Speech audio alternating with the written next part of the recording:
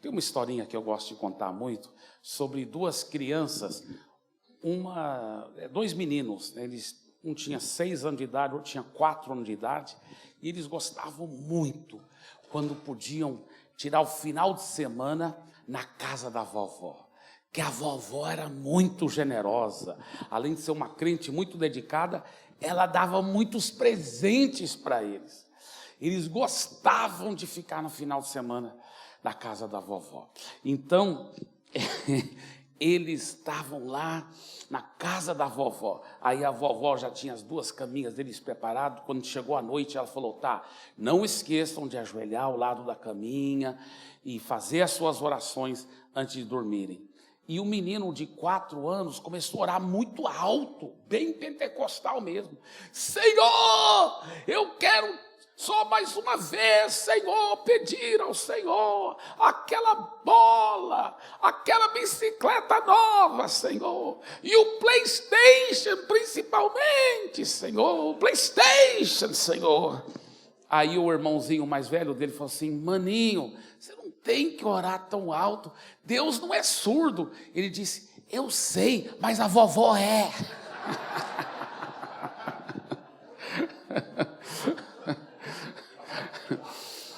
Bem, ele pode ser desculpado, só tinha 4 anos de idade, ele pode ser desculpado por orar sem ter a motivação mais correta.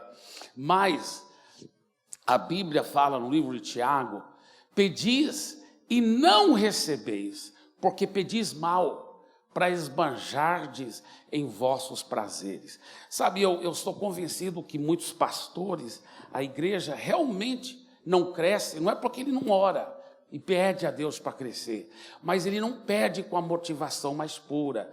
Ele pede realmente para poder, pensando assim: rapaz, nossa igreja vai ser muito conhecida.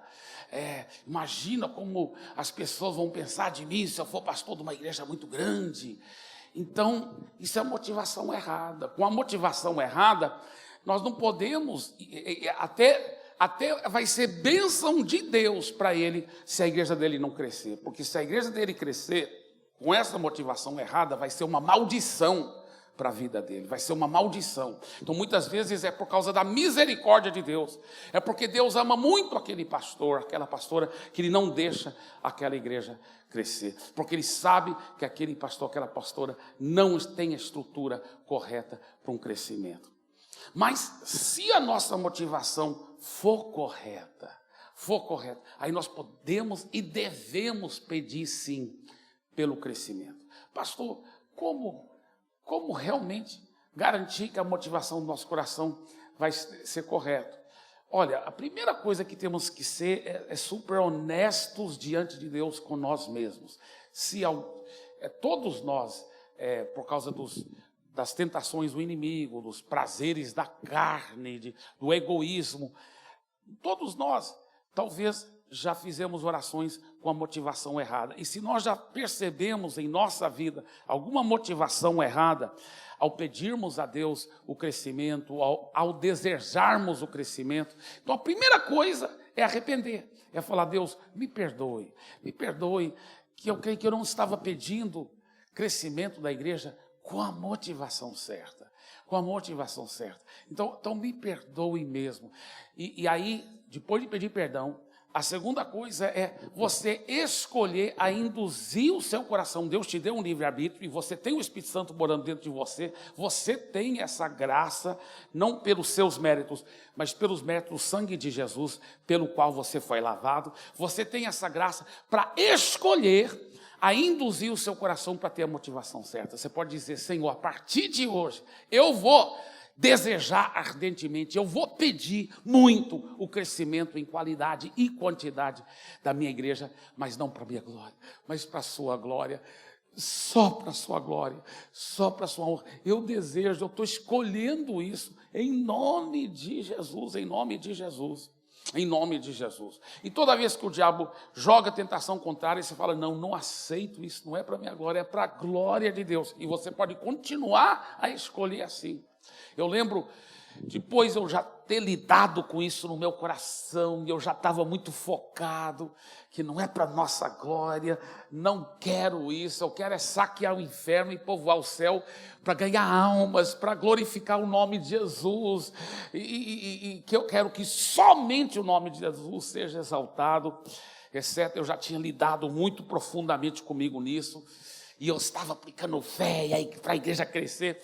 E aí algum membro chegou perto de mim, porque ele sabia, a nossa igreja ainda era muito pequena lá em Santarém, mas ele sabia o desejo ardente que eu tinha para a igreja crescer, para ganhar almas. Ele falou: pastor, nossa igreja vai crescer muito. Eu: amém, irmão. Ele falou: nós vamos ser muito conhecidos nessa cidade, pastor. Eu olhei para ele, peguei no ar e falei: querido, não é essa a razão que a gente quer crescer, meu amado. Não é essa a razão, meu amado. A gente quer crescer, é para ganhar vidas, é para saquear o inferno, é para povoar o céu. Então, constantemente, eu e você temos que vigiar a motivação do coração, constantemente redirecionar, induzir o coração para realmente ter a motivação pura, a motivação correta. Mas, uma vez que isso é tratado, essa área da motivação, aí, meu irmão, você pode e deve aplicar fé para realmente crescer e crescer muito. Agora, tem 3 coisas indispensáveis para o pastor, para o líder de célula que quer crescer sua célula, para o pastor de igreja que quer crescer sua igreja. Como que vocês chamam as células aqui, pastor Haroldo? Grupo de crescimento, GCs, Fenomenal, eu acho lindo esse nome. O nome já fala crescimento, né? Crescimento espiritual, intimidade com Deus, crescimento na comunhão e crescimento numérico também, para a glória de Jesus, né? Lá em São Paulo nós estamos chamando de life groups, né? São grupos de vida, mas a nomenclatura não é o importante, a nomenclatura não é o importante, o que é importante é o princípio bíblico das igrejas nas casas. Isso é um princípio bíblico, e essas igrejas nas casas, Deus quer que elas fiquem crescendo e multiplicando. Interessante, eu não ia falar isso, mas eu estou sentindo de Deus para dizer algo aqui muito interessante.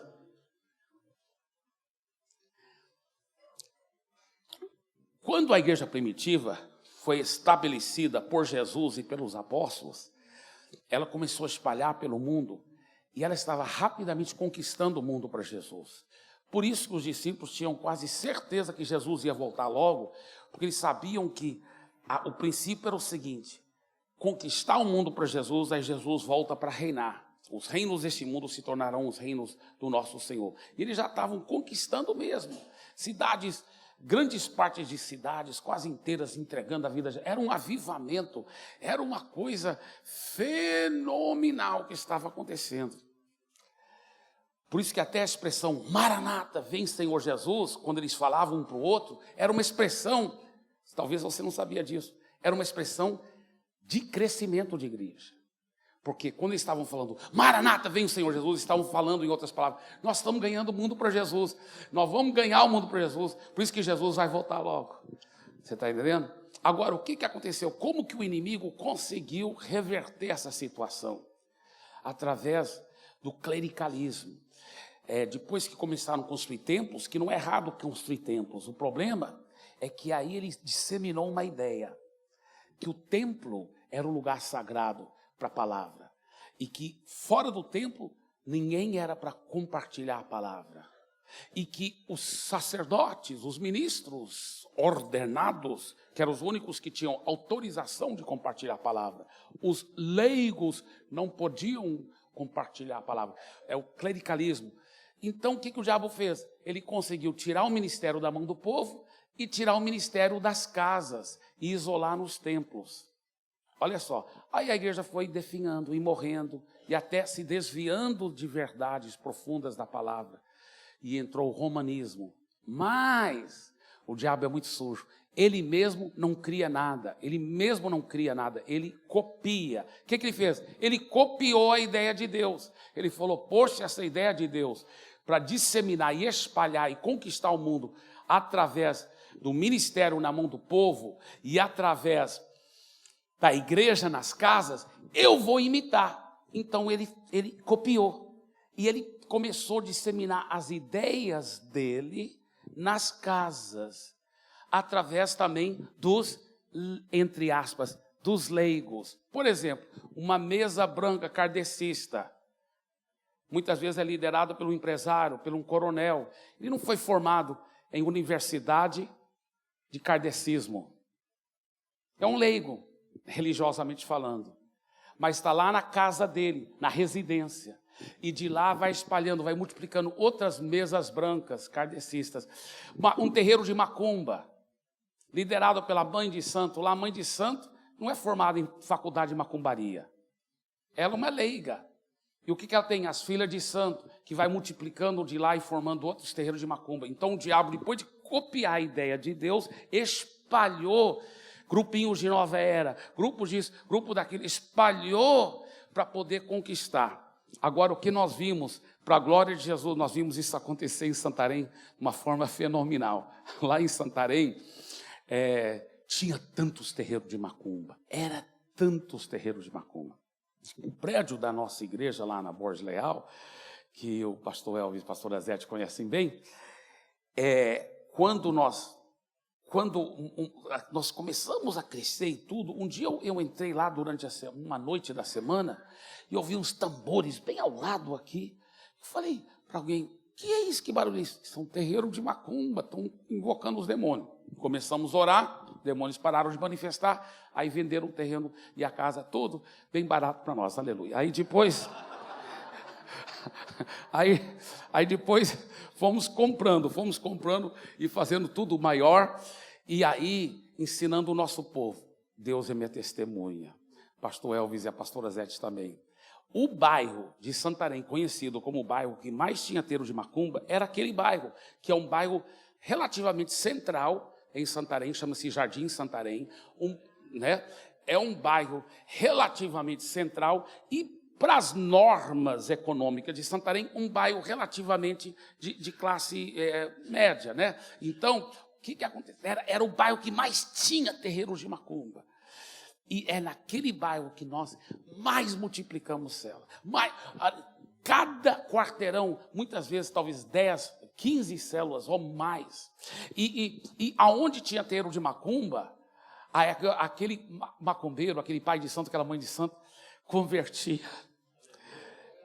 Era treinado e depois se tornava líder de célula. Olha quantos lugares onde era terreiro de macumba se tornaram lugares de célula, para a glória de Jesus.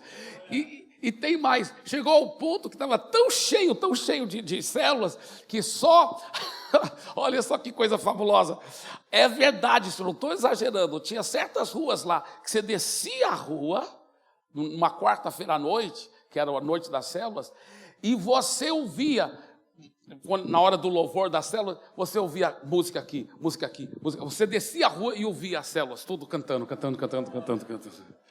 Era uma loucura, uma loucura. É uma coisa linda o que Deus está fazendo. Quando eu estava pastoreando lá em Santarém ainda, eu fui para pregar em Macapá, lá no estado do Amapá, onde nós estávamos começando uma Igreja da Paz. Ela era pequena ainda, nova, começando.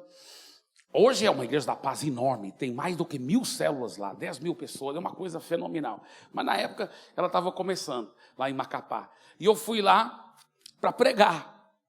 E depois do culto, chegou irmãos para mim, pastor Eibe, a gente era de Santarém, e eu, uau, legal, que bom revê-los, e sabe como a carne da gente, né? É fogo, e eu quase torcendo para eles dizerem, poxa, a gente está com tanta saudade de Santarém, das suas pregações, de um pastor tão bonito como você e tal.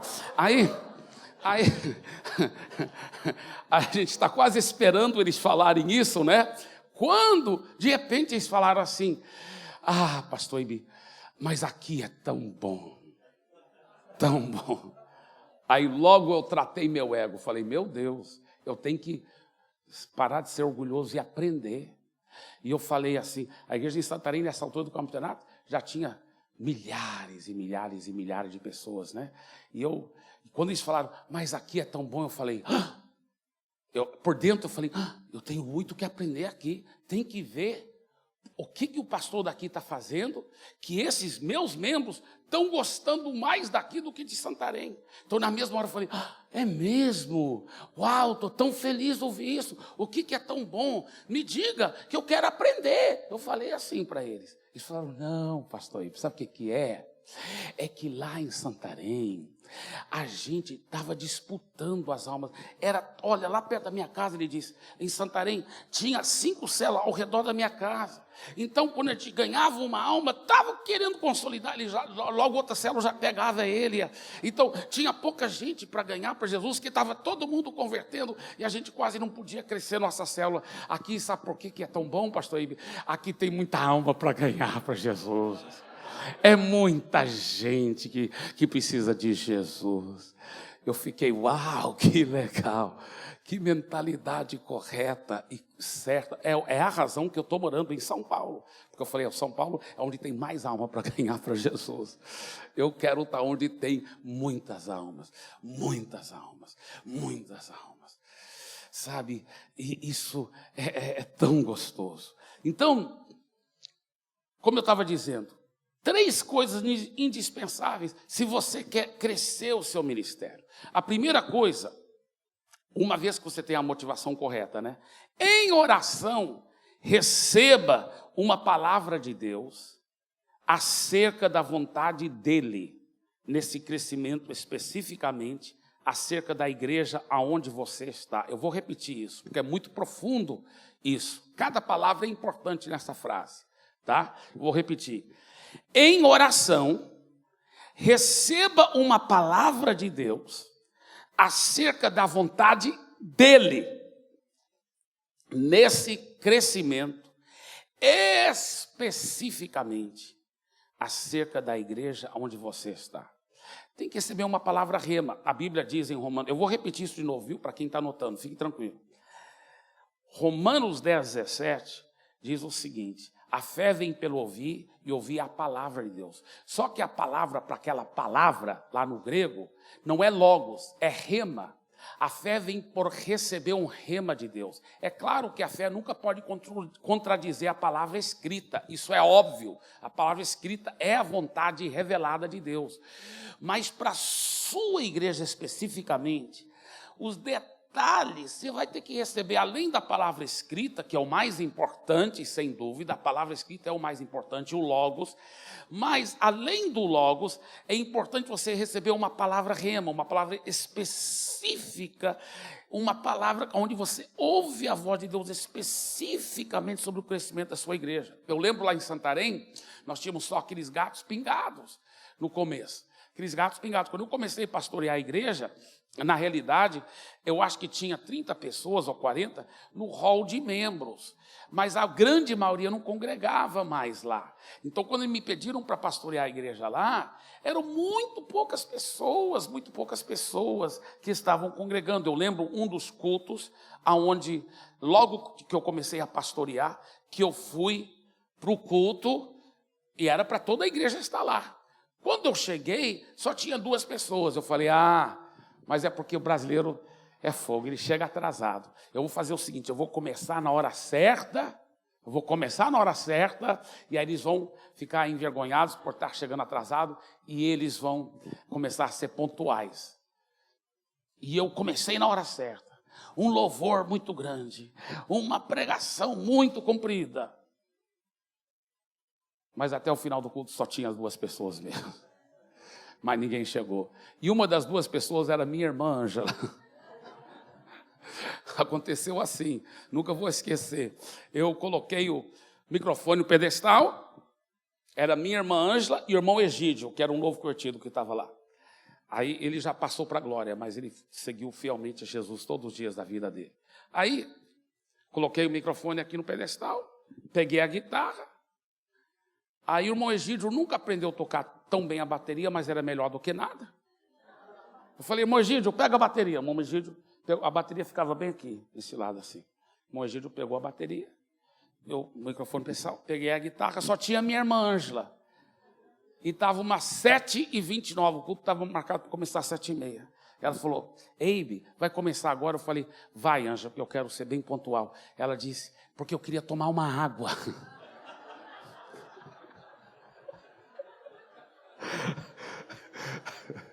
Isso realmente aconteceu. Aí eu falei para ela, Ângela, pode ir lá tomar água, não tem problema.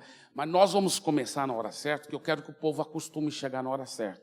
Tá? Mas você pode ir lá tomar água, não tem problema. Ela saiu do prédio para tomar água. Naquela época não eram cadeiras, não eram bancos, né?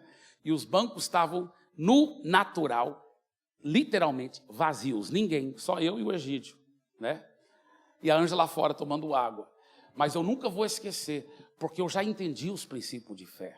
Eu já sabia as promessas da palavra, como Isaías 54, que é uma promessa profética sobre a igreja. Não é sobre Israel, não, é sobre a igreja.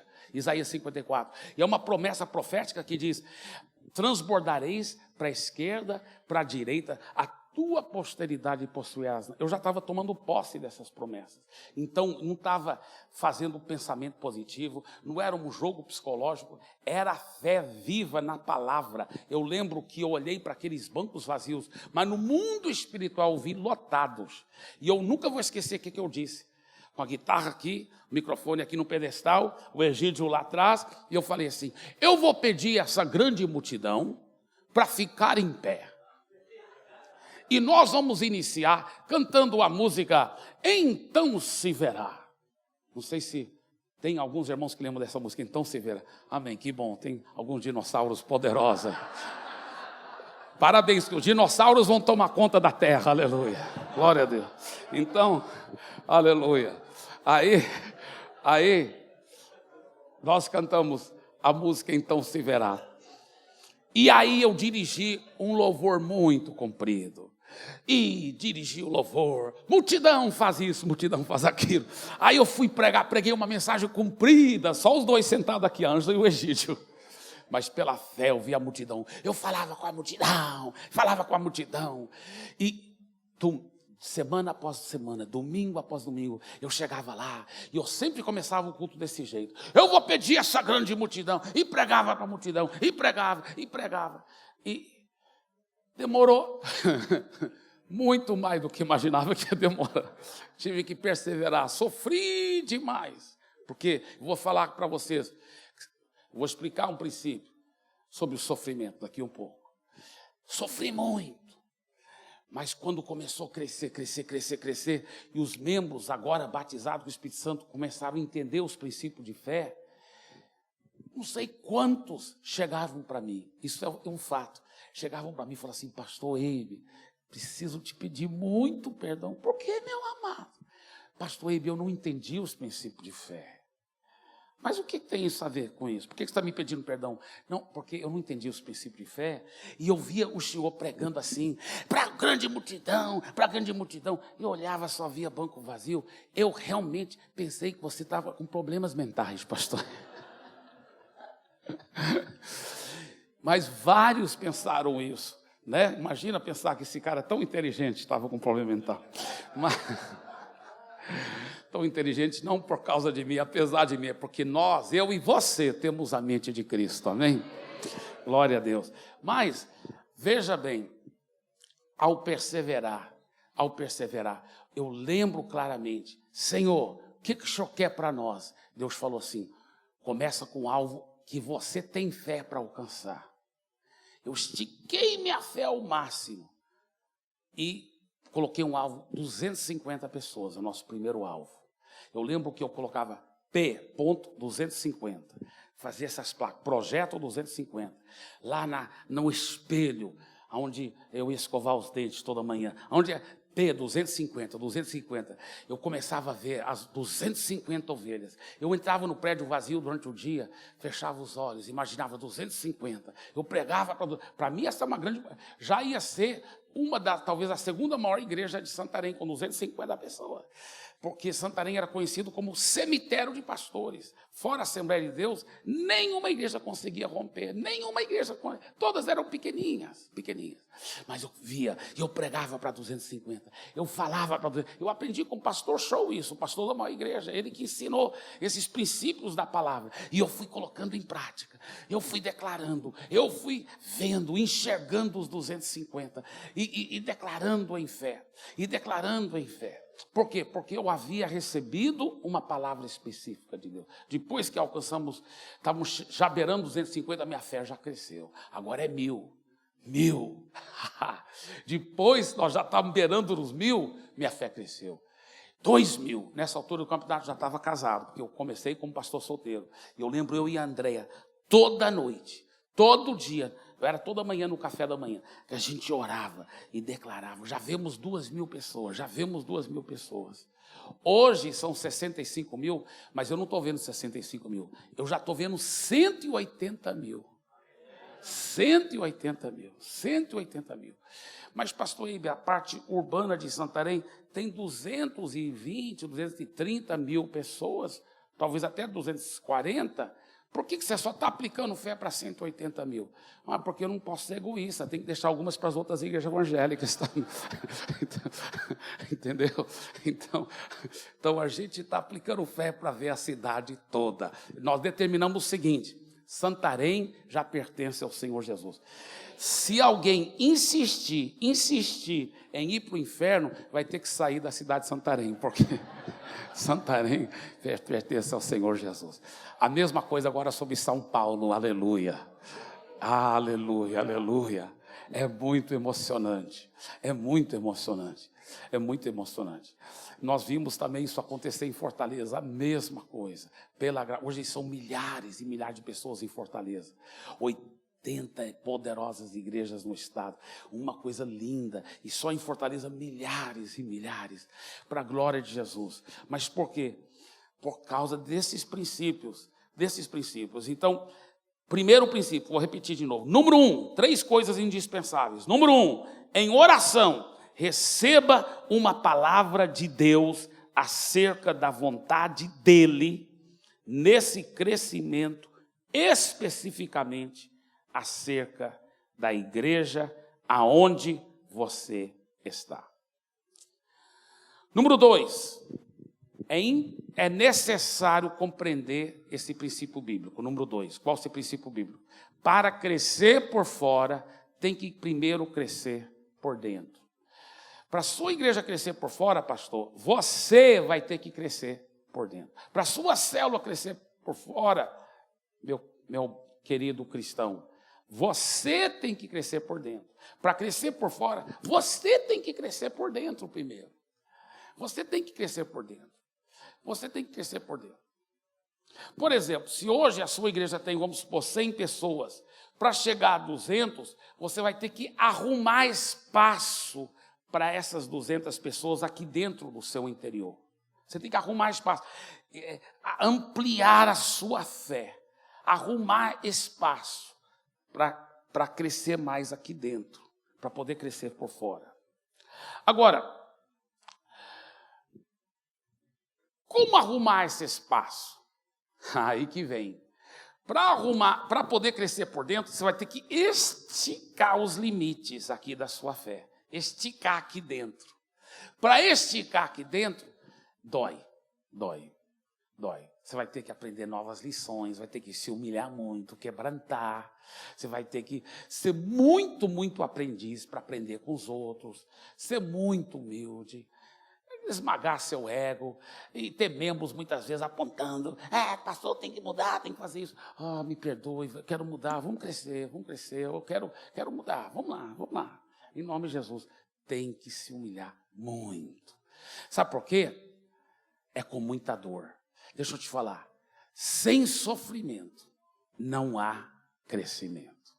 Então o que muitos pastores não querem fazer? Não querem pagar o preço, não querem sofrer.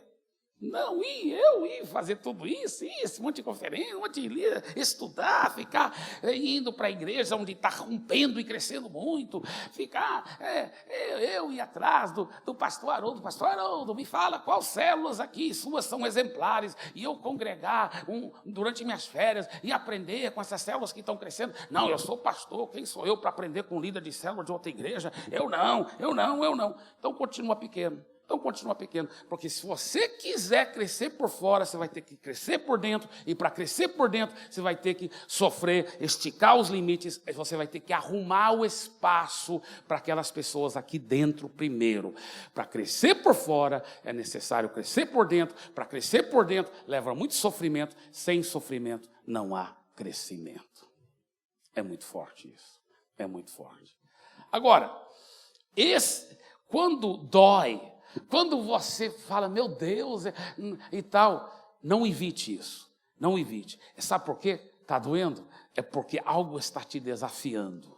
Algo está te incomodando. Eu já tive pastor que falaram para mim que quando eu estava ensinando, eles começaram a suar. Meu Deus, não é possível. Fiz tudo errado toda a minha vida, eu não aguento isso, não aguento. Mas eles se humilharam. Alguns se humilharam e quebrantaram e falaram, então me ensina, eu quero aprender. E as igrejas explodiram em crescimento. Outros evitaram o sofrimento, evitaram a dor, entendeu? Quando você dói, algo está te desafiando, te incomodando. Não evite isso, abrace isso. Esse sofrimento é a sua oportunidade de poder crescer por dentro. E assim abrir o caminho, o espaço para crescer por fora. Aleluia. Agora, número 3. Para arrumar espaço dentro de você, para crescer por dentro, você vai ter que, primeiramente, se livrar do entulho que está entupindo o seu interior e impedindo o crescimento interior. Porque para crescer por fora tem que crescer por dentro, mas para crescer por dentro tem que tirar o entulho que está impedindo aquele crescimento interior. Entendeu? O que é esse entulho? Esse entulho são as mentiras ministeriais que o diabo tem jogado, fortalezas fortes que estão aqui. Eu chamo essas mentiras, essas fortalezas, de tatuagens ministeriais. Tatuagens ministeriais. Por isso que eu quero falar assim, o tema da minha mensagem é como se livrar de uma tatuagem ministerial. É uma tatuagem que o diabo impregnou por dentro do líder de célula, por dentro do pastor. Então, como se livrar dessas tatuagens ministeriais? Existe algo interessante acerca das tatuagens. A capital das tatuagens no mundo inteiro é Hong Kong. Eu vou falar de tatuagem interior, viu? Eu não estou falando sobre tatuagem exterior. Se tem tatuagem no seu corpo, amém. Você faz como Deus te dirigir, segue os ensinos da sua igreja. Tem igreja que às vezes prega que é errado, outras falam que não tem problema. Isso aí, entre você, seu pastor e Deus. Agora, o que eu estou falando não é da tatuagem do corpo, é da tatuagem interior. Mas para poder falar da tatuagem interior, nós vamos só comparar com algumas coisas sobre a tatuagem no corpo. Está muito interessante isso. A capital das tatuagens no mundo inteiro é Hong Kong. Hong Kong é a cidade no mundo que mais tem lojas de tatuagens. No mundo inteiro. E os estudiosos do assunto de tatuagem foram para Hong Kong, numa das lojas mais famosas de tatuagem em Hong Kong, e perguntaram para um famoso artista de tatuagem qual era a tatuagem mais usada no corpo das pessoas. Qual era a tatuagem mais usada no corpo das pessoas? Ele disse que a tatuagem mais usada no corpo das pessoas são as palavras em inglês. Born loser. Born loser. Que quer dizer, em português, nascido para o fracasso. Nascido para o fracasso. Que horror. E esse artista de tatuagem disse o seguinte, ele disse, o que você tem que entender é isso, que antes que uma tatuagem é colocada no corpo de alguém, aquela tatuagem já está colocada na mente da pessoa. E a única coisa que ela está fazendo é expondo exteriormente a tatuagem de que já está no interior dela. Ela só está exteriorizando essa tatuagem que está já dentro dela. Como o diabo é sujo, ele convenceu as pessoas que elas são nascidas para o fracasso, nascidas para a derrota. A estratégia do inimigo é essa, queridos, de fazer uma tatuagem interior nas pessoas. Abra sua Bíblia, por favor, para o livro de Hebreus, capítulo 5, versículos 13 a 14. Hebreus 5, 13 a 14.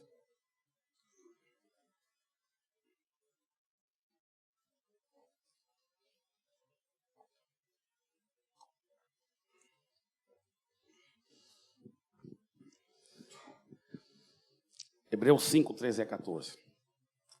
Ora, todo aquele que se alimenta de leite é inexperiente na palavra da justiça, porque é criança. Mas o alimento sólido é para os adultos, para aqueles que pela prática têm as suas faculdades exercitadas para discernir não somente o bem, mas também o mal. Ele diz, olha, é como se Deus estivesse falando, só adultos que sabem discernir não somente o bem, mas também o mal. Como é isso? Deixa eu explicar. Até uma criança na fé, às vezes até uma pessoa que nem converteu ainda, quando a presença de Deus é forte, quando a unção do Espírito Santo está lá, dá para discernir o bem. Dá para discernir o bem. Mas discernir o mal, ele disse, só os adultos na fé, que têm as suas faculdades exercitadas, que sabem discernir o mal, porque o diabo é muito sujo, ele joga mentira, mas muitas vezes parece verdade, e se não for adulto na fé, não vai saber discernir aquela mentira como uma mentira. Veja bem, o diabo não pode te forçar para fazer nada, porque Jesus já derrotou por completo o diabo. Então o que o diabo pode fazer? Ele pode jogar pensamentos na sua mente. Quando nós aceitamos esses pensamentos e realmente assumimos esses pensamentos, aí esses pensamentos descem ao nosso coração, se tornam crenças, e eventualmente se tornam hábitos, e eventualmente se tornam grandes fortalezas do diabo, tatuagens no interior. E é assim que o diabo derrota as pessoas, é através de não um pensamento, mas milhares de pensamentos que juntos vão construindo uma fortaleza, pensamentos que parecem verdadeiros, mas não são pensamentos mentirosos. Olha esse texto em 2 Coríntios capítulo 10, versículo 4 e 5, primeiro vou ler na NVI, 2 Coríntios capítulo 10, versículos 4 e 5, na NVI. As armas com as quais lutamos não são humanas, ao contrário, são poderosas em Deus para destruir fortalezas. Destruímos argumentos e toda pretensão que se levanta contra o conhecimento de Deus e levamos cativo todo o pensamento para torná-lo obediente a Cristo. Agora eu vou ler na Revista e Atualizada, porque a Revista Atualizada, apesar de ter um português mais erudito, mais complicado, é normalmente mais literal, mais perto do grego original. Então vamos ler aqui, 2 Coríntios 10, 4 a 5. Olha só, porque as armas da nossa milícia não são carnais, e sim poderosas em Deus para destruir fortalezas, anulando nós sofismas e toda altivez que se levanta contra o conhecimento de Deus e levando cativo todo o pensamento à obediência de Cristo. Agora, veja bem, isso aqui é muito, muito forte, tá? Vamos estudar esse texto juntos. Agora, para entender a estratégia do maligno, eu quero ajudar você a entender essa estratégia do maligno, como ele derrota as pessoas, como isso funciona, como ele coloca uma tatuagem interior. Nós vamos estudar esse texto de trás para frente. Olha só, essa última frase, levando cativo todo o pensamento à obediência de Cristo. Tudo começa com um pensamento maligno, um pensamento maligno. Por exemplo, o diabo joga um pensamento e fala assim, nem todo pastor é chamado para pastorear uma igreja grande. Né? Nem todo mundo pode acreditar que Deus vai crescer seu trabalho. Coisas assim. parece muito verdadeiro, mas na realidade é uma meia mentira. Claro, se ele estiver numa comunidade remota, no meio da selva, onde só tem 20 pessoas, e talvez a igreja dele nunca vai chegar a 200. Mas que a Bíblia é muito clara, que Deus quer que apliquemos fé para multidões e multidões, Então, o diabo joga um pensamento. Por exemplo, ele faz isso para colocar hábitos maus. Por exemplo, você vê uma jovem tão linda, de 17, mas linda, de 17 anos de idade, inteligente, mas ela fica se entregando para homem após homem após homem, e depois chorando amargamente e arrependida porque ela faz isso, mas na próxima noite está fazendo de novo. Sabe por quê? É uma baita de uma tatuagem dentro dela. Já virou uma tatuagem. Você vê aquele homem que ama Deus, mas não consegue se livrar da pornografia. Ele chora, mas depois lá está ele no computador de novo. É uma baita de uma tatuagem. Como o diabo faz gato e sapato das pessoas. E essas tatuagens começam com o quê? Um pensamento mentiroso, um pensamento maligno. Quando ele joga aquele pensamento e a pessoa não soube resistir e fala, não aceito isso não é de Deus. Ele aceita aquele pensamento, aí o diabo joga outro, e aí o diabo joga outro. Por exemplo, a pessoa está aqui, então ele é um homem de Deus, não aceito, eu vou ser fiel à minha esposa, vou ser santo e puro. Aí passa uma mulher mal vestida, aí sem querer ele acabou olhando, aí o diabo joga o pensamento. Olha o pensamento que o diabo joga. O diabo não, olha como o diabo é sujo, ele não joga na terceira pessoa. Ele não fala assim, você nunca vai conseguir vencer isso. Porque se ele falar você vai falar, epa, quem falou isso? Você é um cão, sai daqui. Ele não joga na terceira pessoa, ele não fala você, ele fala eu. Ele diz assim, eu nunca vou conseguir vencer isso. Eu vou sempre não conseguir controlar meus olhos. Ele que está falando. Mas ele joga o pensamento na primeira pessoa para ver se cola, para ver se você assume aquele pensamento como seu. Rapaz, uma vez eu já estava andando em santidade há muitos anos. E eu estava com uma turma de pastores lá em São Paulo, eu morava ainda em Santarém, mas eu estava com uma turma de São Paulo. Em São Paulo nós fomos para assistir uma grande convenção lá no ginásio da Ibirapuera. E aí na hora do intervalo, nós fomos almoçar, lanchar, fazer compras, nós estávamos andando na calçada, tinha aquelas bancas de revista, nem sei se tem, antes tinha tanta banca de revista, tinha uma banca de revista. E lá na banca de revista tinha um pôster de uma mulher nua ou seminua. E eu, batendo papo aqui, sem querer, vi aquilo. Claro que eu não fiquei olhando, virei o rosto. E esse pensamento veio. Ele não falou você. Se ele tivesse falado você, eu teria pego no ar. Rapaz, você é um capeta, cara. Ele falou eu. Olha, ele falou na primeira pessoa. Eu tenho que admitir, eu ainda sou muito atraído por essas coisas. Veio esse pensamento. O diabo quis que eu assumisse esse pensamento como meu. Quando a pessoa assume, rapaz, eu ainda tenho problema mesmo. Aí ele joga outro pensamento. Eu ainda tenho problema mesmo, ainda sou atraído. Aí ele joga outro pensamento. Poxa, eu sou muito errado mesmo, eu pequei de novo, estou em pecado. Ele fica jogando na primeira pessoa, para ver se você assume aqueles pensamentos como seus.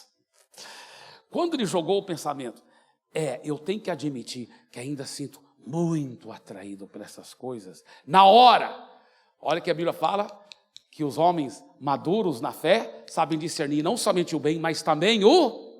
Na hora foi, sabe aquelas luzes amarelas piscando? Tá, tá, tá, tá, tá. Corpo estranho querendo entrar, corpo estranho. Na hora, o Espírito Santo falou, isso não é você pensando. Isso é o pensamento que o diabo jogou. E eu, uau, é verdade. E eu lembro que eu respondi para ele, falei assim, é verdade o diabo. Você realmente nunca vai vencer isso. Mas eu não sinto atraído para essas mulheres imorais prostituta, cheia de doença. Eu sou atraído para minha esposa e o corpo dela somente para a glória de Deus. Na hora eu falei para ele, continuei andando com a Vitória. Você não pode aceitar essas mentiras, rapaz.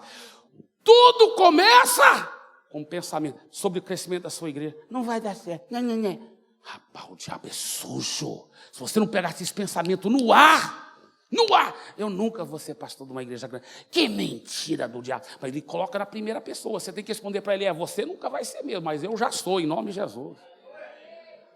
Você está entendendo? É muito forte, é muito profundo isso que eu estou falando. Olha, quando ele joga vários pensamentos, aí cria o quê? Uma altivez. Está vendo? Vários pensamentos, aqui a penúltima frase, e toda altivez. Essa palavra altivez no grego é a palavra upsoma. Upsoma. Essa palavra upsoma no grego quer dizer o seguinte: algo elevado, altura, de espaço, uma estrutura elevada, uma barreira de proteção, um reduto. Vários pensamentos mentirosos criam dentro de você, nas suas estruturas interiores, criam um upsoma, um reduto, aonde o maligno pode colocar vários pensamentos juntos e criar um reduto para já começar essa tatuagem interior. Se você não destruir essa altivez, aí várias altivez, vários upsomas juntos, viram sofisma. A antepenúltima frase, anulando o sofisma. Vários upsomas juntas viram um sofisma. O que é sofisma, pastorinho? Sofisma é o seguinte: é um argumento tão profundo, tão bem elaborado, que parece ser tão verdadeiro. É um argumento muito bem elaborado, parece ser muito bem verdadeiro, mas é uma baita de uma mentira. Isso que é sofisma. São vários upsomas, vários redutos juntos, viram um sofisma. E se você não anular os sofismas, o que acontece? Vários sofismas juntos viram uma grande fortaleza. Agora a tatuagem está feita. Para destruir aquela fortaleza, é só as armas espirituais mesmo. A pessoa vai estar presa com aquela droga, com aquele sexo ilícito, com aquele problema de ficar casando e recasando. Fortalezas ministeriais, fortalezas ministeriais. O diabo já convenceu, eu não consigo andar em amor. Eu acabo sempre soltando os cachorros na vida das pessoas. Eu não consigo ser amoroso. É assim que eu fui criado, assim que eu fui, assim que eu sou. Você casou comigo desse jeito, pau que nasce torto, até as cinzas são tortas e etc, etc. As mentiras do diabo. Eu costumo dizer, pau que nasce torto não morre torto se passar pelas mãos do carpinteiro Jesus. Amém? Aleluia, aleluia.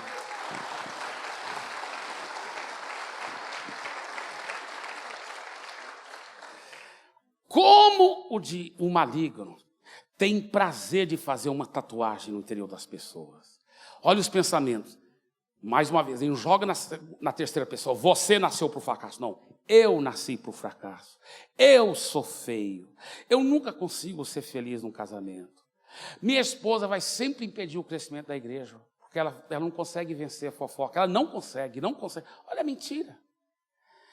A igreja que eu pastoreio nunca vai conseguir ser financeiramente bem-sucedido, que nosso povo é pobre, nosso bairro é pobre. Olha que mentira. Olha que mentira. Meu povo não quer ser discipulado, nunca vai querer. Meu povo tem uma cultura diferente, raízes estranhas. O negócio aqui, o povo é muito desconfiado, não vai dar certo. Aqui não dá certo. Na minha cultura não dá certo. Mentira, rapaz! É mentira total, total. O nosso povo nunca vai engolir esse negócio de célula. Na nossa cidade as pessoas só são interessadas em fazer dinheiro. Nenhuma igreja conseguiu romper e crescer aqui. Lá em Santarém falava isso. Não, aqui é cemitério de pastor. Eu falei, era, porque a partir de agora não é. Em nome de Jesus. Mentiras do maligno. O maligno primeiro vai colocando essa tatuagem no interior de alguém, para depois exteriorizar aquela mentira na vida dela. O pastor tem que ser muito tatuado na mente, para ficar o dia todo só jogando o tempo fora, assistindo o Campeonato Brasileiro.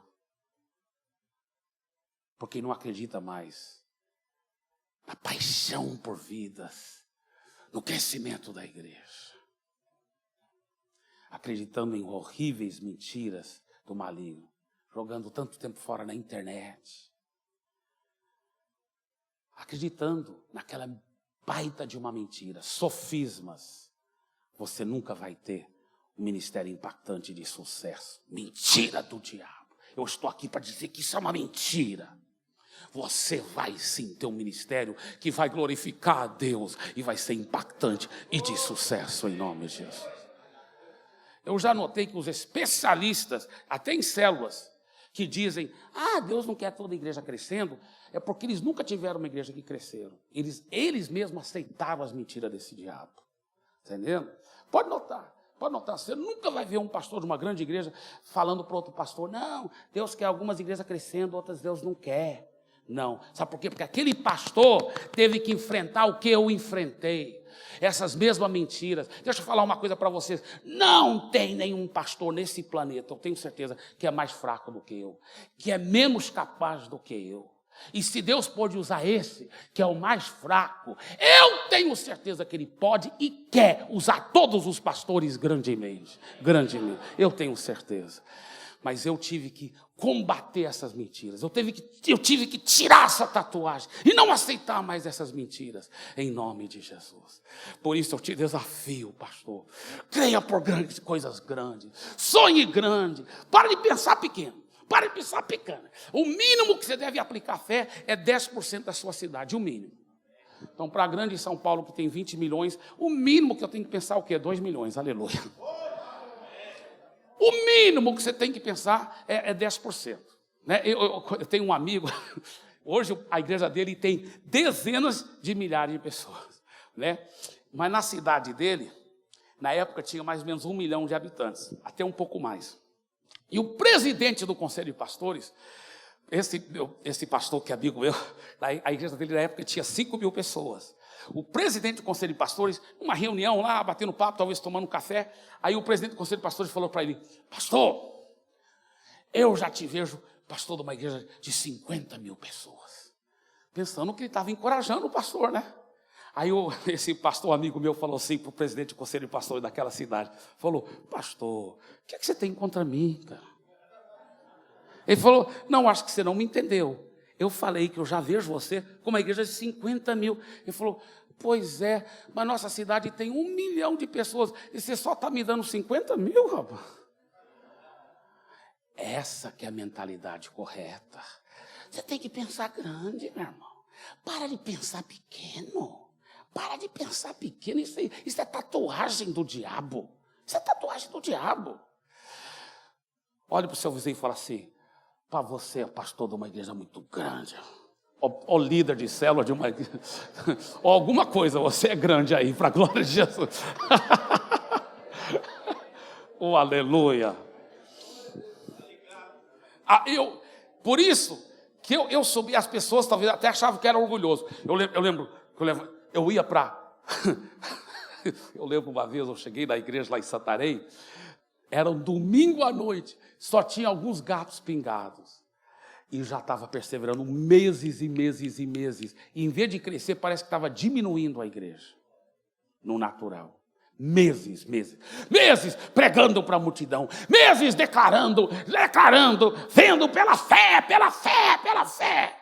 E parece que em vez de aumentar, estava diminuindo. Eu lembro o Geraldo, que hoje é o pastor titular lá, meu precioso discípulo, ele era um obreiro da igreja. Recém-convertido, mas eu estava treinando ele, tinha saído das drogas, ele vinha de bicicleta para a igreja. Aí Geraldo, a gente sempre orava antes do culto. Nós fomos orar, eu falei, Geraldo, hoje é uma exceção. Eu sei que eu posso começar na hora certa, mas hoje nós vamos atrasar um pouco. Eu preciso tirar um tempo com Deus. Ele falou, tudo bem.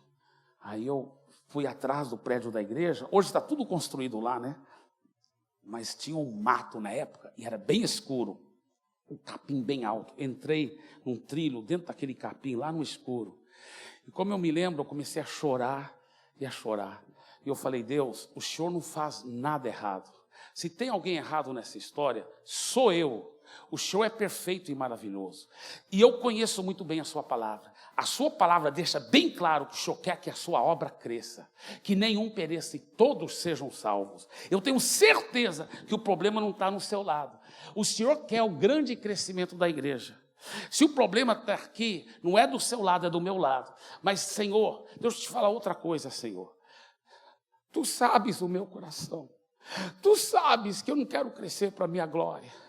Eu quero crescer para a sua glória, para ganhar vidas para Jesus. O que eu estou fazendo errado? Aonde que eu não estou sabendo liberar minha fé? Mas eu ouvi a voz de Deus, não audivelmente, mas aqui no meu espírito claramente. Ele falou, claro que estava se referindo nessa área, porque na área específica que eu perguntei, na área da minha fé. Ele falou, você não está falhando em nada. Você está aplicando fé do jeito certo. Ele falou, você só tem que fazer uma coisa. Sim, Senhor, fala. Você tem que perseverar. Você tem que perseverar. Você não pode desistir. Você tem que perseverar. E aí eu lembrei que eu tinha ouvido um grande homem de Deus falar assim, uma vez que você aplica a fé, mantenha a tomada da fé ligada até materializar seu milagre. Falei, é isso! Aí como eu me lembro, enxuguei as lágrimas, falei, obrigado, Senhor, eu vou ficar perseverando nessa fé. E eu lembro que eu entrei no prédio da igreja, subi lá pro altar, e com os ombros jogados para trás, eu já me via o pastor de uma enorme igreja. Eu falei como eu sempre falava, eu vou pedir essa grande multidão para ficar em pé, e nós vamos iniciar. E eu continuei perseverando. Eu ensinei isso para o nosso líder de célula. Eu ensinei esses princípios. Quantos líderes de célula me falaram, pastor, depois que eu aprendi com o Senhor esse segredo de fé, pastor, antes eu estava pronto para desistir, porque quase ninguém vinha para a célula, mas depois que eu aprendi esse princípio, pastor, eu aprendi a perseverar nessa fé, eu peguei as promessas, não aceitei mais as tatuagens do diabo, as mentiras, pastor, olha o que aconteceu, pastor, é o seguinte, eu cheguei lá, ajeitei as cadeiras, tudo certinho, estava na hora, ninguém apareceu, aí eu falei, aí meu filho falou, pai, lembra do segredo, pai, perseverar na fé, é verdade. Aí nós começamos, minha esposa, meu filho e eu, e aquele monte de cadeira vazia. Aleluia, eu vejo essa grande multidão aqui, eu vejo essa célula lotada, meu filho, pega mais cadeira para poder caber todo mundo, aleluia.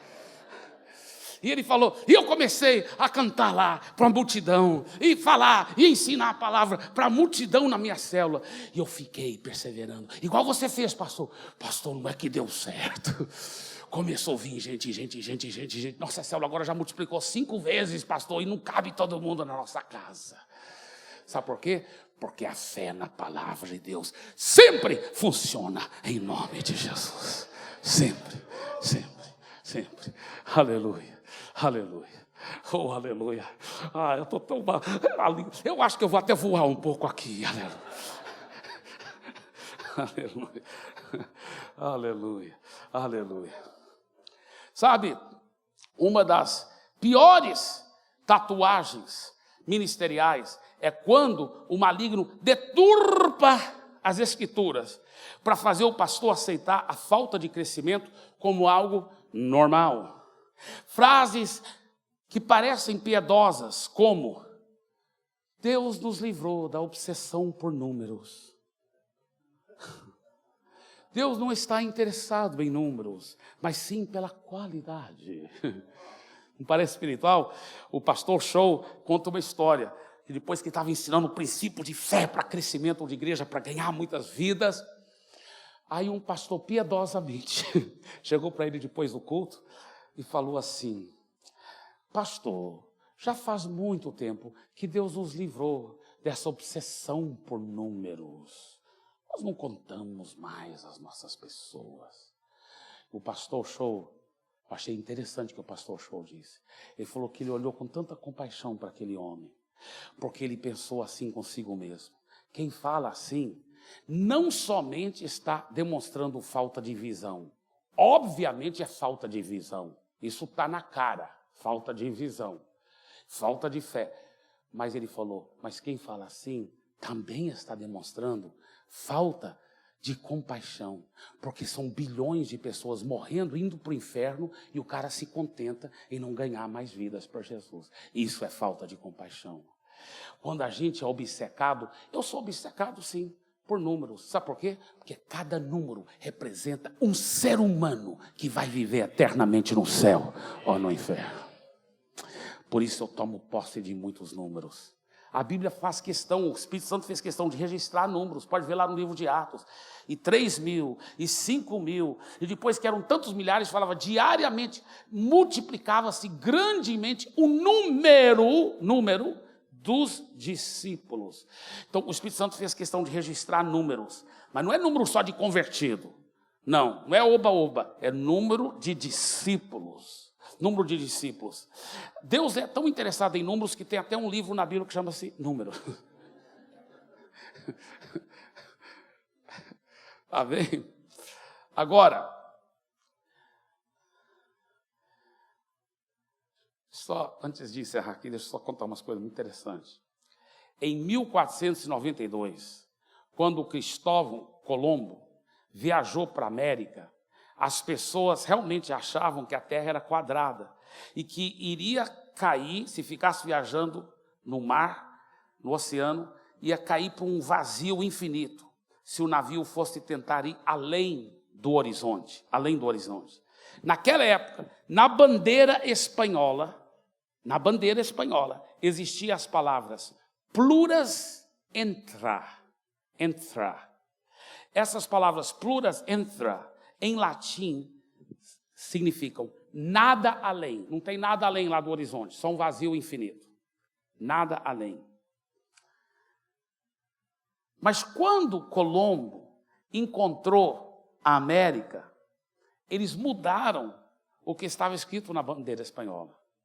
Agora está escrito plus ultra, que quer dizer em latim, mais além. O diabo tem colocado uma tatuagem na vida de muitos pastores, muitos cristãos. Não tem nada mais além para mim. Eu estou perto do final da minha vida, carreira, etc. Não tem nada mais além. Eu estou aqui para dizer para você, no nome do Senhor Jesus, que isso é uma mentira, que Deus tem muito mais além para você. Plus ultra para você, plus ultra, muito mais além. Muito mais além. Muito mais além. Aleluia, aleluia. Ele é poderoso para destruir fortalezas. Você sabia que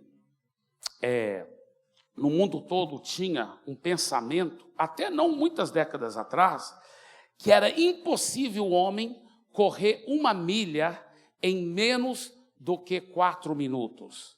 O que é 1 milha? 1 milha é 1 quilômetro e 609 metros. 1 quilômetro e 609 metros. E todos diziam na época, se o homem chegasse a correr em menos do que 4 minutos, ele ia morrer, explodir os pulmões dele. Que era impossível o ser humano correr a milha em menos do que 4 minutos. Isso era o ditado entre os atletas do mundo todo. A recorde de correr a milha era 4 minutos e 37 segundos. Esse recorde foi estabelecido em 1923. O homem mais veloz da história do mundo. 1 milha em 4 minutos e 37 minutos. Esse recorde continuou por décadas, porque ninguém acreditou que podia correr mais rápido do que isso praticamente. Era 4 minutos e 37 segundos. O recorde que estava estabelecido desde 1923. Mas, depois disso, depois que esse recorde já estava estabelecido e tudo, na próxima década, aí nasceram 2 bebês. Esses 2 meninos nasceram na Inglaterra e todos 2 foram diagnosticados com a mesma doença, uma doença muito grave que traz realmente problema grave nas pernas, e todos 2 foram diagnosticados com essa doença. E os médicos falaram para eles, vocês têm essa doença, vocês vão ficar em cadeira de rodas para toda a sua vida, vocês nunca vão andar. Falaram para os pais dos bebês, esses bebês nunca vão andar, os 2 bebês. Só que um aceitou, esse diagnóstico do médico. Ele nunca andou. Ele nunca andou. Toda a vida ele já cresceu usando cadeira de rodas. O outro falou, não aceito esse diagnóstico. Eu vou andar. Eu vou conseguir andar e um dia você vai ver, eu vou correr. O nome dele era Roger Bannister. Ele não somente através de muito esforço, muita determinação, ele não somente conseguiu andar, ele conseguiu correr. Não somente conseguiu correr, ele ficava correndo, se tornou um atleta de excelência. E no dia 6 de maio de 1954, na cidade de Oxford, na Inglaterra, 31 anos depois do outro recorde ser estabelecido, ele quebrou o recorde.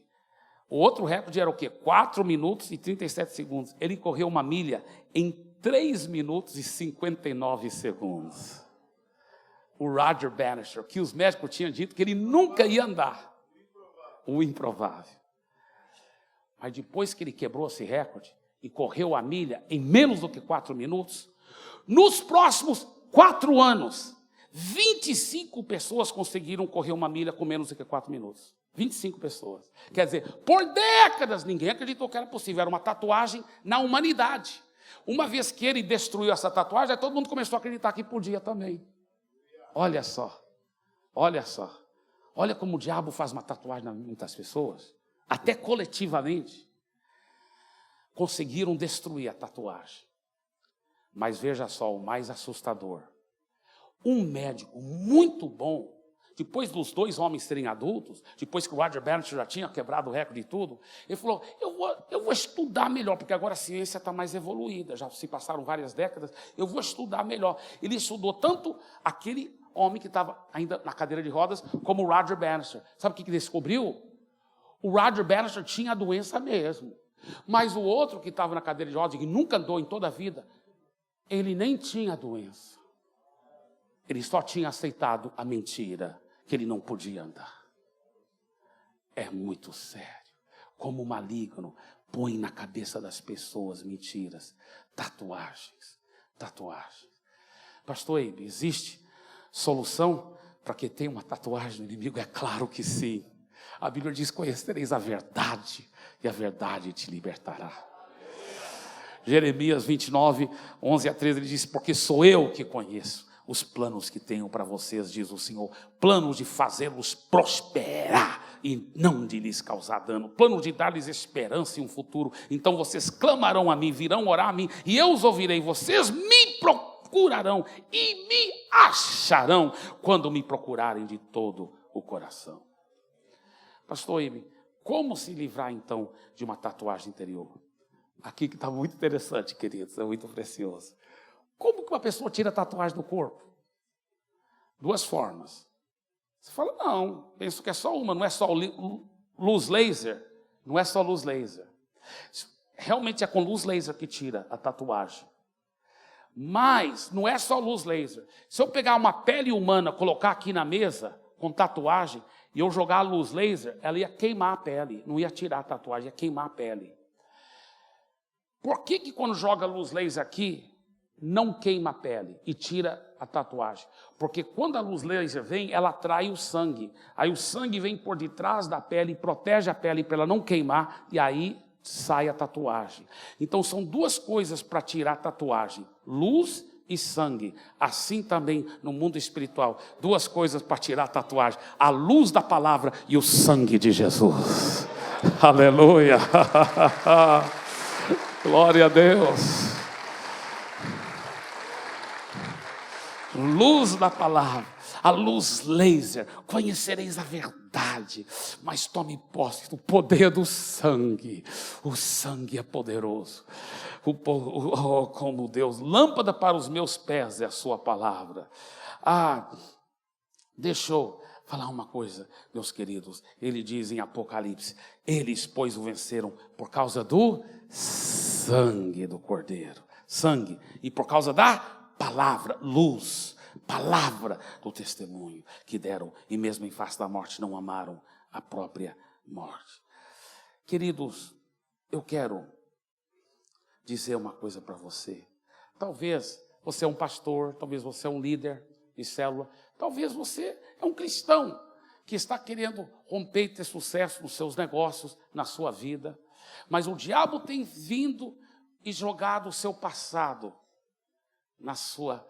Não, porque eu pisei tanto na bola, não tem mais jeito. Isso é mentira. O sangue de Jesus faz com que Deus nem lembra mais do seu pecado, a Bíblia diz. Deixa eu te falar uma coisa. Se eu pegasse uma nota de R$100, zerado aqui, tá? E colocasse aqui na mesa, mas eu pegasse uma outra nota de R$100, uma veio direto da Casa da Moeda, a outra está aqui também, uma nota de R$100, só que ela está tudo suja, porque ela foi para os piores lugares que você pode imaginar. Casa de prostituta, casa de traficante, corruptos, foi lavagem de dinheiro, foi tanta coisa horrível. Ela até vem manchada com sangue um pouco, é uma nota de R$100, mas ela está suja, porque passou isso pelos lugares piores da vida, tá? Aí eu te falo, aqui com a nota de R$100, qual que vale mais? Tem o mesmo valor. Deixa eu te falar uma coisa. Deus está dizendo, eu sei do seu passado. Eu sei por onde você tem passado. Mas você não perdeu nem um pouco do seu valor para comigo.